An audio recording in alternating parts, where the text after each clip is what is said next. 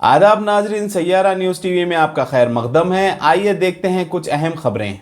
General secretary BJP अक़लियती मोर्चा मीर याकूब अली, सदर मोर्चा अफसर पाशा नाका चौक करीमनगर में कॉर्नर मीटिंग को मुखातिब करते हुए इस मौके पर सेक्रेटरी मोर्चा मोहम्मद मुजीब, जिला सदर MM परवेज, बलबर सिंह, इनायत अली ताज, स्टेट एग्जीक्यूटिव और सूफी संवाद सहायक प्रभारी और दीगर देखे जा सकते हैं। बीजेपी घोषा, प्रजा घोषा, बीजेपी भरोसा का क्या मकसद है? मतलब प्रजा घोषा बीजेपी को प्रजा के करीब लाना है, जो कि आप देखें कि आज तक सिर्फ मुसलमानों को नहीं, सारी माइनॉरिटी को सिर्फ गुमराह किया गया है। आप देखें कि भाई करीमनगर के अलावा अगर आप यूपी में जाके देखेंगे तो करीमनगर इससे भी छोटे गाँव हैं, करीमनगर से भी बहुत छोटे गाँव हैं जिसमें इतना ज़्यादा डेवलपमेंट हो गया कि जिसकी यहाँ KCR साहब जो है सिर्फ डेवलपमेंट इसलिए नहीं करना चाहते करीमनगर में कि भाई उनको ये पता ना चल जाए, पब्लिक को ये मालूम ना हो जाए कि भाई बीजेपी उनके लिए कर रही। आज जो ये डिलीवरी किट्स जो हॉस्पिटल्स में दी जाती है महिलाओं को, वो डिलीवरी किट का जो बजट है या डिलीवरी किट का जो प्लान था वो केंद्र सरकार अप्रूव कर रही थी, मगर डिलीवरी किट पे किसका तस्वीर आता है? KCR साहब का तस्वीर आता है। और आज तक माइनॉरिटी में कोई आके आप लोगों से बोला कि भाई 2 बेडरूम की हाउसिंग स्कीम, किस को मालूम है? कितने जनों को पता है यहाँ पे कि 2 बेडरूम की हाउसिंग स्कीम क्या है बोल के? मालूम है किसी को? नहीं मालूम है। ये जब मोदी साहब जब सत्ता में आए थे तो 2015 अक्टूबर में एक प्रपोजल रखा गया था, वो था कि भाई हर आदमी के पास घर होना चाहिए। उस दौर में 49,000 करोड़ मोदी सरकार, मोदी साहब जो है सैंक्शन करे थे 2 बेडरूम हाउसिंग स्कीम, जिसका नाम था क्या करें। जैसे उनको पता चला कि मोदी साहब एक बजट पास कर रहे हैं 2 बेडरूम हाउसिंग स्कीम का बने, तो ये अपनी एम्बेसडर स्टार्ट करें और पहुंच गए दिल्ली। एक प्रपोजल लेके पहुंचे वहां पे कि भाई हमको भी 5,72,000 हमारे को भी घर चाहिए। तो मोदी साहब बोले ठीक है भाई 5,72,000 आप घर कब तक आप डिलीवर कर सकते? तो उस टाइम पे जो है इनके थे चंद्रा रामचंद्रन, एक IAS थे जो हाउसिंग सोसाइटी के जिनको इंचार्ज बनाया गया था, जो इंचार्ज थे, स्पेशल इंचार्ज थे हाउसिंग सोसाइटी के। वो बोले थे कि भाई 2019 जून तक हम 2,72,000 हाउसिंग सोसाइटी के घर डिलीवर कर देंगे, 2 बेडरूम का। तो मोदी साहब बोले ठीक है बोल के इनको जो है उसका बजट क्या, इन लोग रिक्वेस्ट करे थे 22,000 करोड़ और इन लोग को बजट सैंक्शन किया गया था 30,000 करोड़। और आज जो है 2023 में सिर्फ 38,022 मकान तैयार हुए और वो भी डिलीवर नहीं हुए आज तक। और जो कॉन्ट्रैक्टर वो बनाया उसको आज तक पैसे नहीं मिले, उन्हें भी इसलिए काम वाम सब छोड़ दिया। इसमें से एक 31 डिस्ट्रिक्ट को वो हाउसिंग सोसाइटी का लाभ यानी कि अर्बन डिस्ट्रिक्ट को उसका फायदा होना था, जिसमें हैदराबाद GHMC में जो है 2 लाख घर जाने थे, बाकी के 3,72,000 घर अर्बन डिस्ट्रिक्ट जिसमें करीमनगर भी आता। तो ये लोग, आप लोगों को तो पहले स्कीम ही पता नहीं है, तो अब स्कीम पता नहीं है तो आप लोग जाके पूछना जिन लोग को आप जाके, जो आज के मौजूदा काउंसलर है या कॉर्पोरेटर है या MLA है। तेलंगाना में आपको पता है कि भाई 2 पार्टी चलती है, एक पार्टी है फैमिली एंड सन्स, KCR साहब वो है, उनका बेटा बहुत सारे मिनिस्ट्रीज अपने पास रखा, दामाद फाइनेंस मिनिस्टर है, और दूसरे अपने ब्रदर एंड सन्स, एक भाई एक तरफ दूसरा भाई दूसरा तरफ। तो वो लोग सिर्फ जो है मुसलमानों के जज्बात से खेलते हैं। तो वो लोग से जाके पूछिए आप, अभी इंशाअल्लाह घर घर की जब पद यात्रा होगी, घर घर पे जब कैनविसिंग होगी, तो आपके पास ही बीजेपी के सारे कार्यकर्ता आएंगे।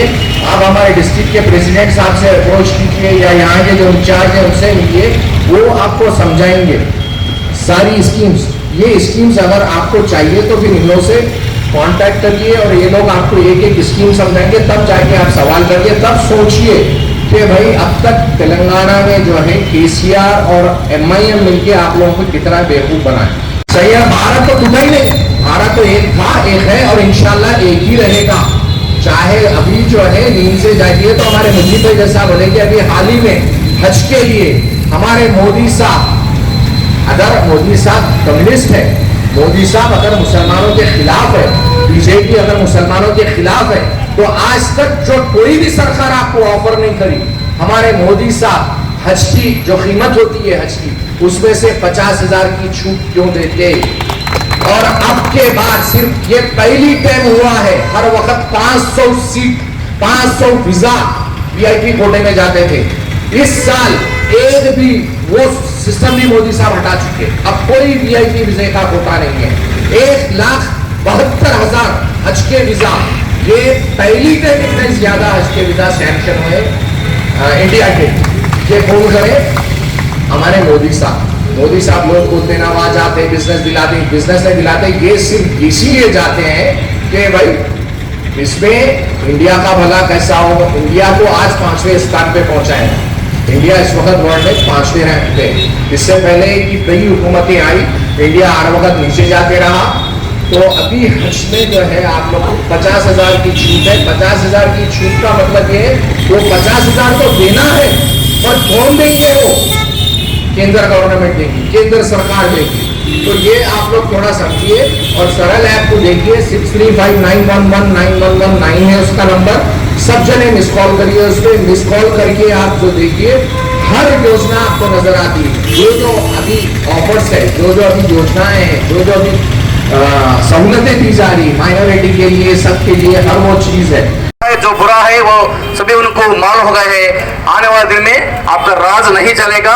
हम होशियार हो गए, आपका इस्तीफा देने के लिए रेडी होना चाहिए।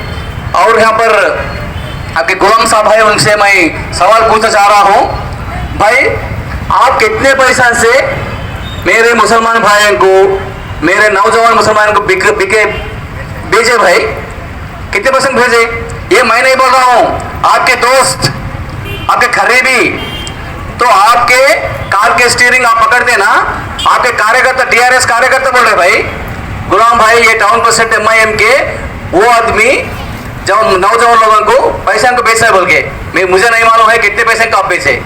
तो ये बंद करो, टीआरएस और एमआईएम दोनों का नाटक बंद करो भाई। ये नाटक हम पूरे पहचान लिए हैं। भारतीय जनता पार्टी मुसलमान लोगों को पूरा तरक्की देने के लिए हम रेडी है।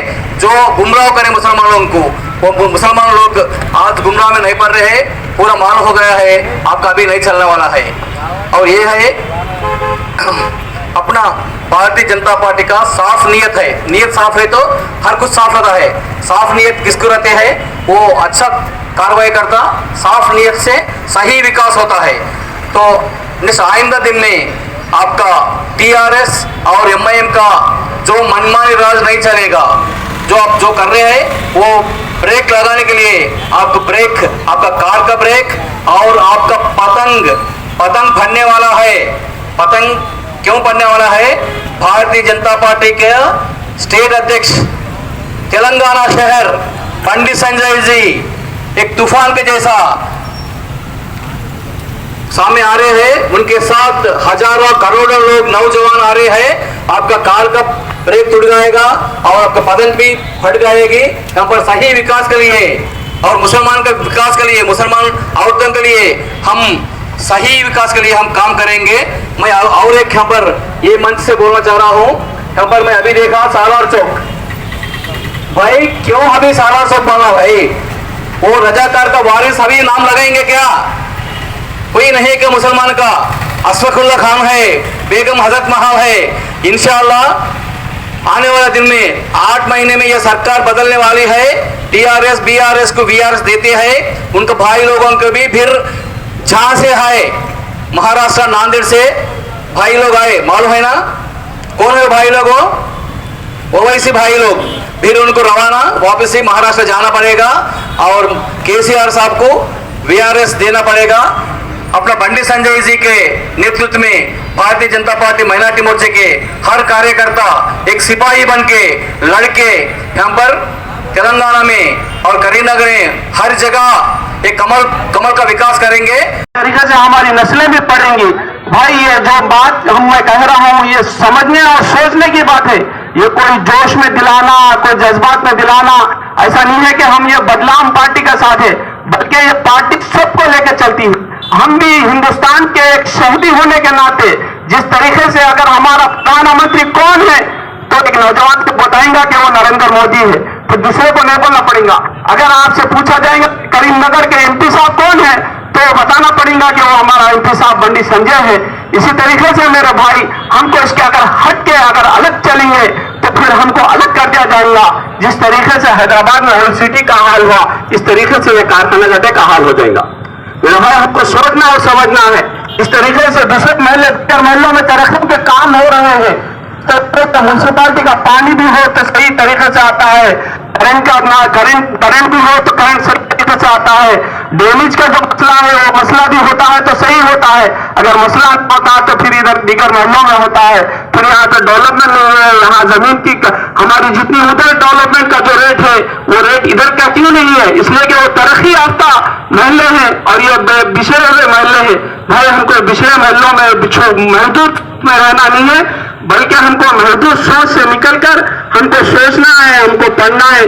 पढ़े लिखे नौजवानों से मैं गुजारिश करता हूं कि हमारे बीजेपी के अंदर आए, सबका साथ सबका विश्वास, इसके साथ हम मिलकर काम करेंगे तो नेशनल लेवल पे जो दिल्ली से लेकर दिल्ली तक जाने की जो काम करना है मेरे भाई हमको यह महदूद सोच कर ये तेरे ये मेरा ये तेरा ये मेरा लड़ने का बैठेंगे तो दो बिल्लियों के बीच में बंदर जो सामान लेकर चलेगा मेरा भाई, रोटी का वो हाल होगा। भाई हमको बचना नहीं है बल्कि उनको सोच समझ कर काम करना है। अब जो नेशनल पार्टी है हिंदुस्तान के अंदर दो ही पार्टी है भाई। जैसा कि आपने देखा नाजरीन क्या हो रहा है देश और दुनिया में, इस चैनल को सब्सक्राइब करिए, लाइक करिए, शेयर करिए और हमें दीजिए इजाजत।